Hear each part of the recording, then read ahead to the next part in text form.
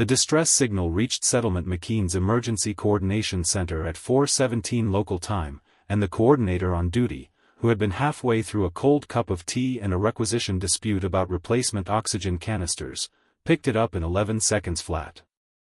Thurva Kynasal, first blade of the Vecran expansion's 43rd Orbital Fleet, did not know about the tea. He did not know about the requisition dispute. He would later learn that 11 seconds was, in fact, slower than average for Coordinator Fasanya, who prided herself on 8. What he knew, at 4:17 local time, was that his flagship was dying. The plasma containment struts had held for 17 months. Through the crossing of 4 star systems, 2 gravitational anomalies, and the particular violence of FTL transit that pressed itself against every hull like something alive and hungry. They had held through all of it. And then, 3 seconds into orbital insertion above a colony world that the Expansion Council had designated Target 7 Bravo, population 340,000, negligible military presence, high resource value. The struts failed simultaneously, in the way that things which have held too long tend to fail, completely, and all at once. Thurva Kynasal had been standing at the command platform when the diagnostic arrays went red. He watched them change color the way you watch a bridge collapse, knowing it is happening, knowing you cannot stop it, understanding in some cellular part of yourself that the world has just rearranged. The reactor would achieve critical cascade in an estimated 4 hours and 12 minutes. 43 warships surrounded his flagship in orbital formation, most of their crews unaware. The flagship itself held 40,312 veteran soldiers, support staff, navigators, and medical personnel. Communications status, he said. His communications officer, Sarek Devesi, answered without looking up from her station. She had worked for him for 9 years and had learned to read his silences the way others read text. Military channels are down, first blade. Tactical relay is down. Ship-to-ship encrypted is down. The only operational frequency is 7. Yes, first blade. Frequency 7. The Universal Emergency Distress Channel. 31 years ago, the humans had proposed it as a mandatory feature in the Galactic Communication Standard, a frequency that every ship must maintain operational capacity on, even after all other systems failed. Even in combat. Even in surrender. Even in death. Every ship in the known galaxy carried it now, not because every species had agreed it was wise, but because the humans had been very persistent about it, and the proposal had come attached to a trade agreement that 12 civilizations very much wanted. Thurva Kynasal had, in his private notes on the history of human diplomacy, described this as attaching a rescue flare to a sack of gold coins. He had meant it as a criticism. Send on frequency 7, he ordered. Coordinates, nature of failure, personnel count, estimated time to critical. Sarek Devesi sent. Then they waited. The tactical display showed Settlement McKean below them, a cluster of warm light against the continent's dark interior, the colony grid precise and grid-like the way all human settlements were, obsessively planned, obsessively lit. A small world. An ordinary world. Target 7 Bravo. The response came in 4 minutes and 9 seconds. Thurva Kynasal had expected silence. He had expected, possibly, a military challenge, warships scrambling, weapons going hot, someone demanding to know who had the audacity to call for help while positioned above their home in an invasion fleet. He had prepared for negotiation. He had prepared for the particular cold arithmetic of leverage, where his crew's lives would be the opening position and Settlement McKean's safety would be the counter. What he had not prepared for was a tired woman's voice asking whether his crew required a nitrogen-oxygen atmospheric blend or an alternative composition. Nitrogen-oxygen is standard, Sarek Devesi said, clearly thrown. Good. Send me your hull access points and your reactor layout. We're putting together a response team. Sarek Devesi looked across the command platform at Thurva Kynasal. He gave her nothing. She relayed the information. The voice. The coordinator, he would learn, was named Aginola Fasania, said, estimated arrival 40 to 45 minutes. Keep your port docking ring clear if you can. What's your secondary coil status? Sarek checked. Degraded. 53%. Tell your engineering team to put manual pressure on the secondary coupling housings. It'll slow the bleed until we get there. A pause, not hesitation, just the sound of someone doing two things at once. Is anyone hurt? 14 personnel with pressure suit failures. Minor injuries. We'll bring triage support. Fasania out. The channel returned to static. Thurva stood at the tactical display and watched the colony below. 17 minutes after the communication, 6 vessels launched from Settlement McKean's central port. He had his tactical array confirm their signatures. Emergency response craft. Medical haulers. Atmospheric rescue units. 1 heavy engineering tender. Not a warship among them. He called for Sarek. Did they ask why we are here? No, First Blade. Did they ask if we intend to stand down? No, First Blade. Did they ask? He stopped. Did they ask anything other than what I told you? Sarek reviewed the communication log. They asked about our atmospheric requirements. Our hull access points. Our secondary coil status. Whether anyone was injured. She paused. And they asked if we had any medical conditions they should know about before their team came aboard. Thurva looked at the 6 rising vessels on the display. They're sending their people onto an invasion fleet, he said. It was not quite a question. Yes, First Blade. He had, in 40 years of expansion operations, encountered many forms of negotiation. Aggressive ones. Subtle ones. The kind that looked like surrender until they weren't. He had encountered species that wept and species that laughed and species that communicated in pressure and temperature alone.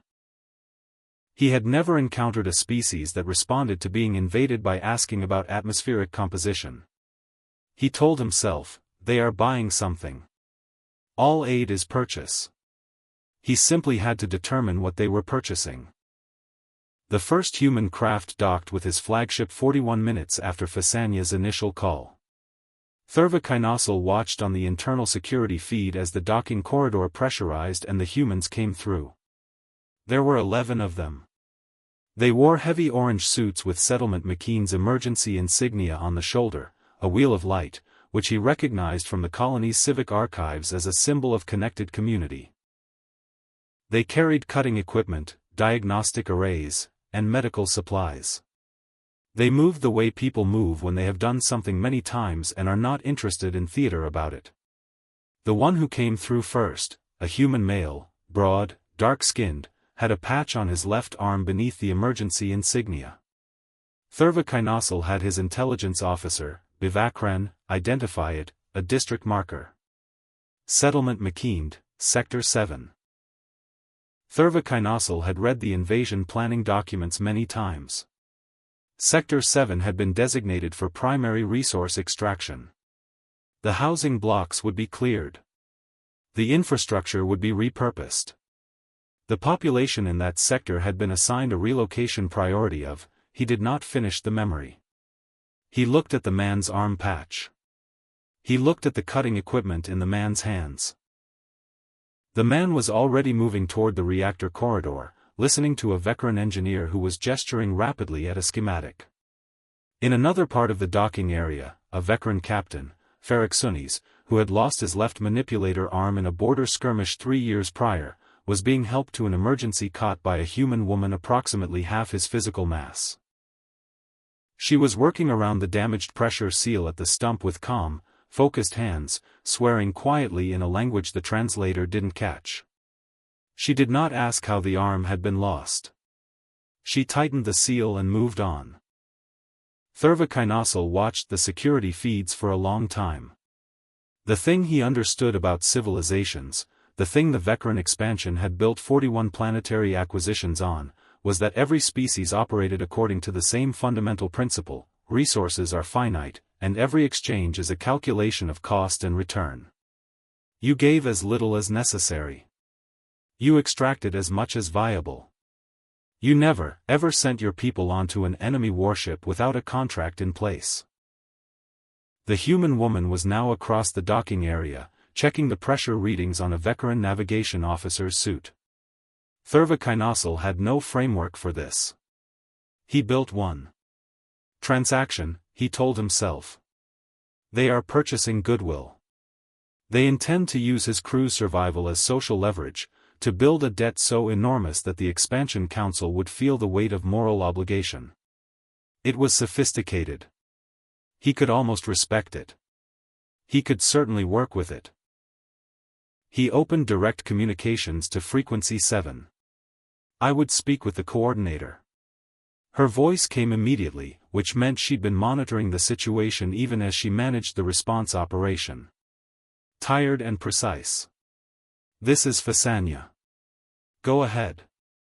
You know why our fleet is here, he said. A beat. Yes. You know what we came to do to your settlement. Yes. And yet you dispatched rescue. The pause that followed was not uncomfortable. It was the pause of someone who finds the question slightly confusing. Someone was in trouble. We had the means to help. That's the whole calculation. He stayed with this. What do you want from us? Right now? Her voice shifted slightly, focused, practical. I want your reactor secondary coils to stop venting before they breach the port hull. My people are still on that ship. He understood, then, that she was not being strategically evasive. She genuinely did not have a demand prepared. The transaction he had been waiting for was not coming because she had not conceived of there being a transaction. His framework buckled. He shored it up. Our invasion orders remain in effect, he said. Authorized by the Expansion Council. 43 warships. Full military commission. I am informing you so there is no subsequent claim of misrepresentation. I know, she said. My government's been notified. That decision is above my level. You understand that when this emergency is resolved.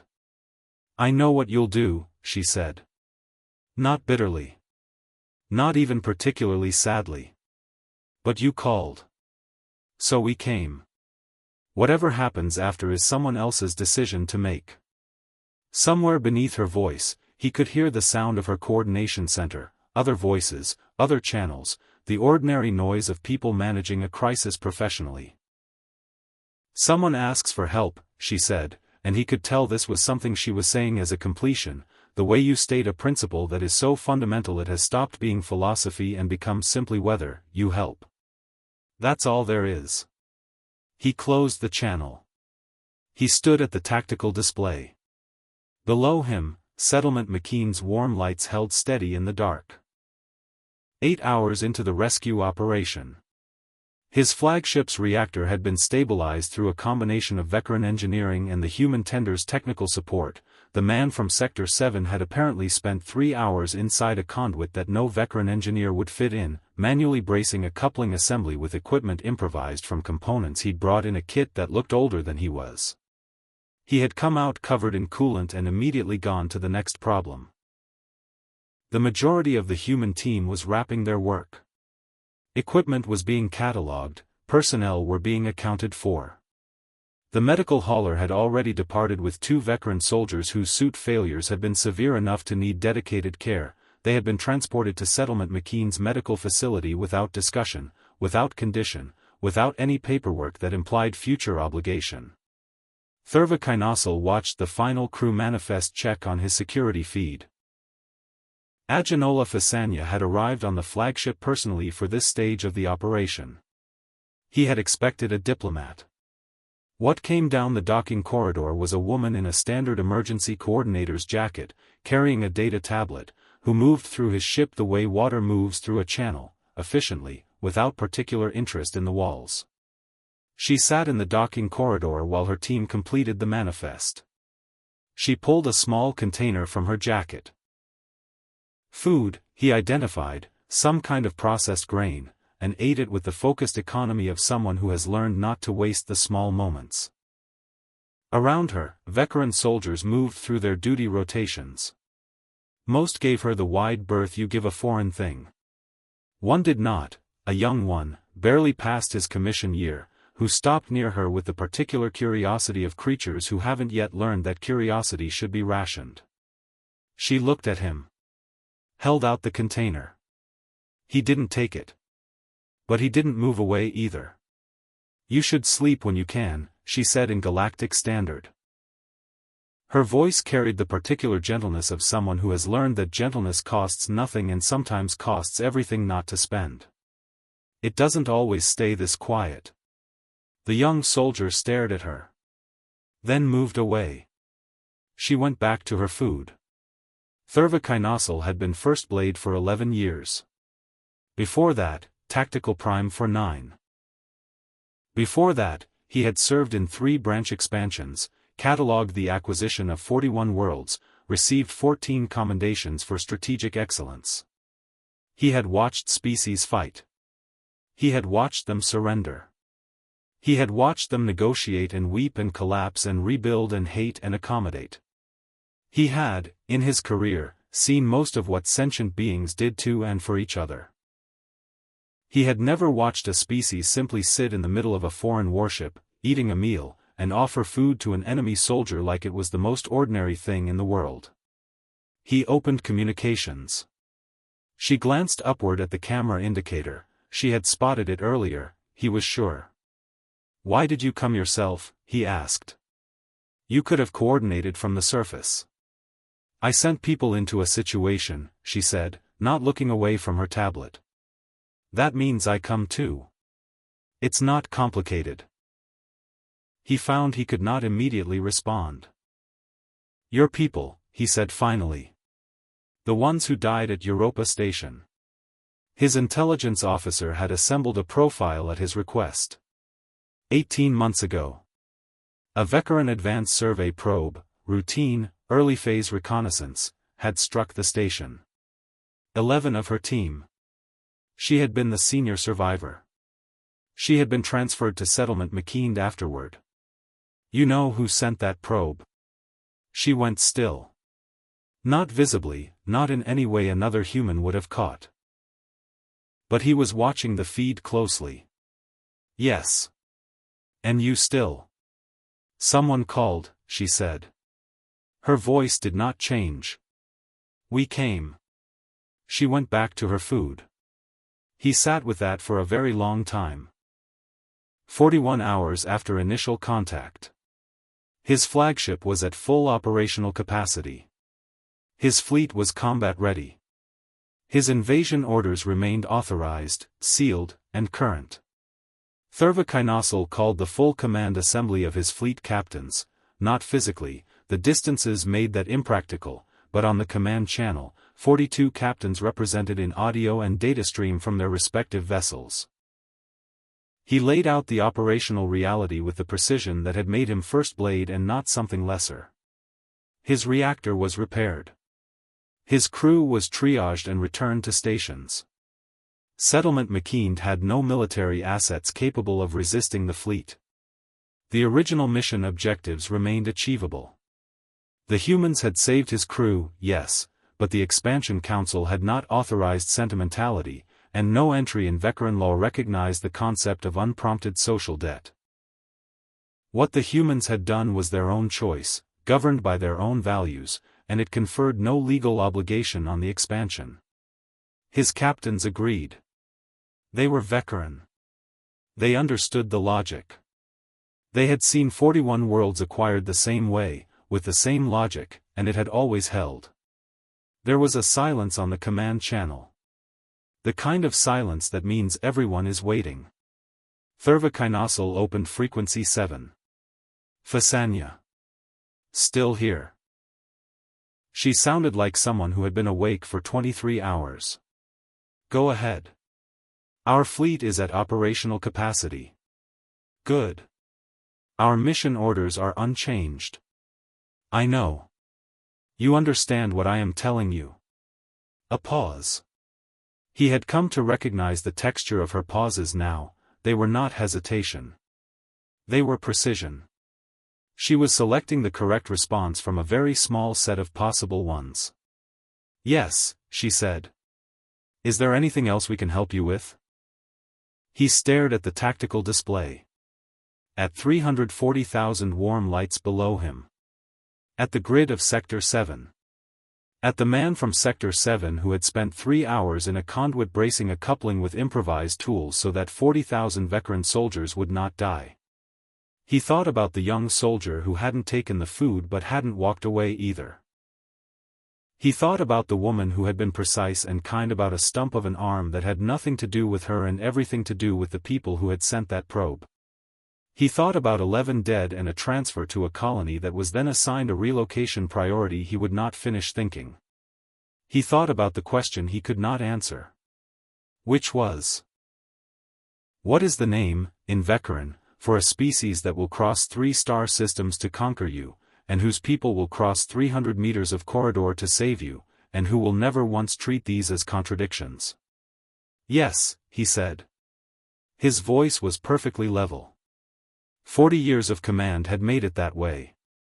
Our reactor sustained damage in the initial emergency that requires assessment at a Veccaran deepyard facility. We must withdraw for repairs. The command channel was absolutely silent. Every captain on the line knew the reactor had been fully repaired. Every one of them had access to the engineering manifest. Every one of them had watched the security feeds. Every one of them had seen something on those feeds that did not fit the framework they had built their careers inside. Not one of them said a word. Understood, said Fasanya. He could hear, and this would stay with him for the rest of his life, the complete absence of triumph in her voice.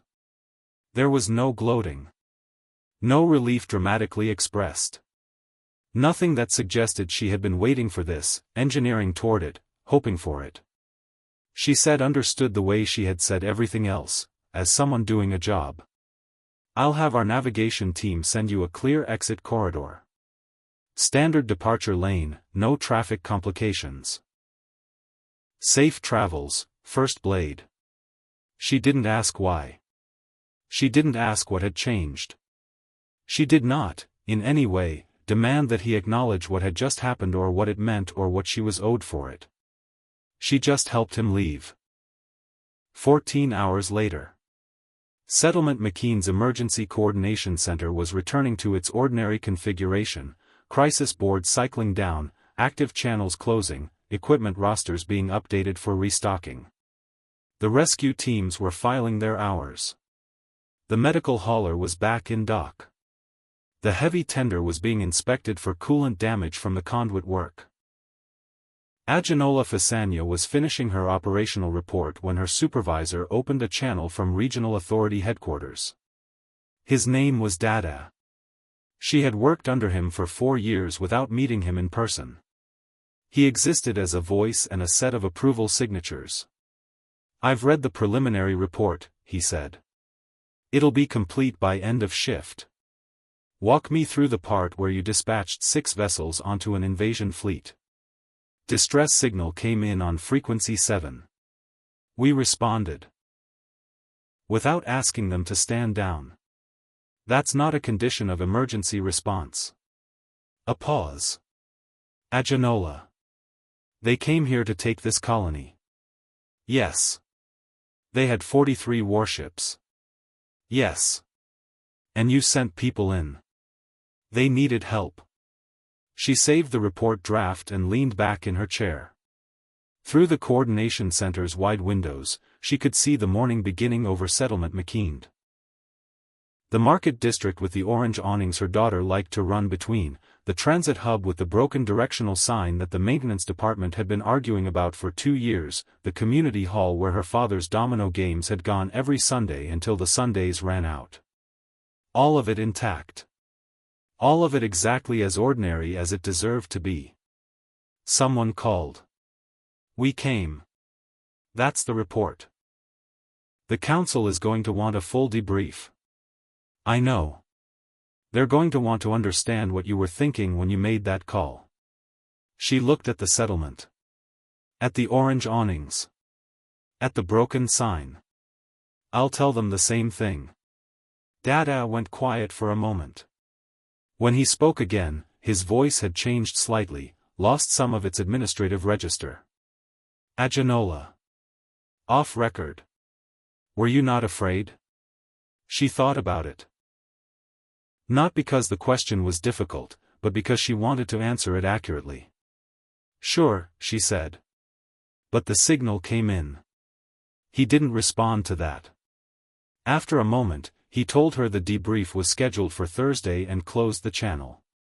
She finished the report. Filed it. Made a note in the inventory log that the coolant supplies in the Heavy Tenders Kit 3 would need replacing. Put in the requisition for the oxygen canisters she'd been arguing about before all this started. Made fresh tea. 17 light-years away, crossing the dark between systems at standard transit speed in a direction exactly opposite to Target 7 Bravo, Thurvakainosal sat in his command quarters with the mission log open on his desk. He had been sitting with it for 2 hours. He had written, reactor failure during orbital insertion. Emergency response coordinated by Colonial Authority. Repairs completed. Strategic withdrawal authorized pending deep yard assessment. Every word technically accurate. Every word technically sufficient. He did not transmit it. He thought about the thing he had wanted to ask Visanya and never had, the question that had formed and reformed in him across 41 hours and 17 light-years and was still forming now. He could not quite shape it into Vekaran, which was the language he thought in, the language in which all his categories lived. Because it was not a Vekaran question. There was no Vekaran question that contained the particular shape of what he needed to ask. In Vekaran, there was no word for giving that did not also mean expecting return. There was no word for aid that did not also mean debt creation. The language itself assumed transaction. It had been built by a species for whom all exchange was contract. He thought. What do you call a species that saves the people who came to take from them, not as strategy, not as leverage, not as any kind of move in any game he could identify, but simply because the call came in and answering it was, to them, not a choice at all, just the thing you did, the way you breathe, the way you do not step on something small when you can avoid it. The Expansion Council's analysts would file their report. They would note that Target 7 Bravo had been abandoned due to reactor complications. They would schedule a reassessment. Another fleet, in another year, would appear on another tactical display above another colony of warm lights. Thurvakainosal did not think about what he would do then. He thought about the woman in the orange jacket with the food container. The man from Sector 7 in the conduit with the improvised tools. The particular tone of a voice that had, without inflection, said, "Someone calls, we come," and had clearly never questioned it as a policy, never examined it, never found it remarkable. He closed the mission log without transmitting it. He opened frequency 7. Not to broadcast. Not to call for anything. Just to hold the channel open.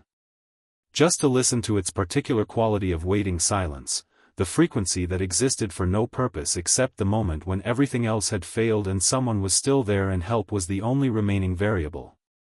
It was there. It had always been there.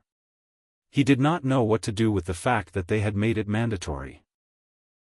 He sat with the open channel for a very long time, a first blade of an expansion fleet, in the dark between stars, listening to a frequency he had spent his career treating as a weakness, and understanding, at last, in the wordless part of him that lived beneath language, that it was the most precise weapon he had ever encountered, because it had been pointed at nothing, and it had taken everything.